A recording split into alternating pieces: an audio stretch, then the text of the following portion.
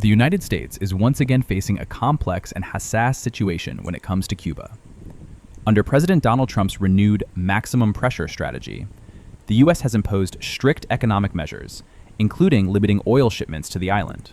This has pushed Cuba into a deep economic and humanitarian crisis, with widespread fuel shortages, blackouts, and rising hardship for ordinary citizens.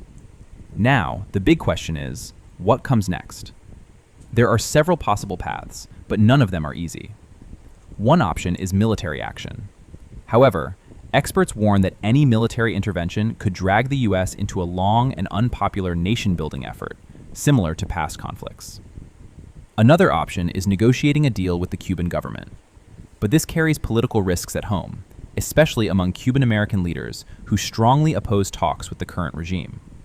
At the same time, reports suggest that behind the scenes, the U.S. and Cuba have already held discussions, signaling that diplomacy is still on the table. Meanwhile, the crisis in Cuba continues to worsen.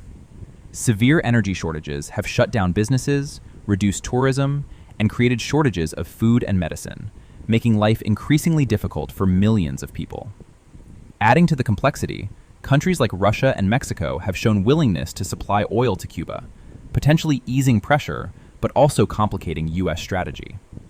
In the end, the situation appears to be a difficult balancing act for Washington. Whether it chooses pressure, diplomacy, or something in between, each option comes with serious political and global consequences. For now, the future of U.S.-Cuba relations remains uncertain and closely watched by the world.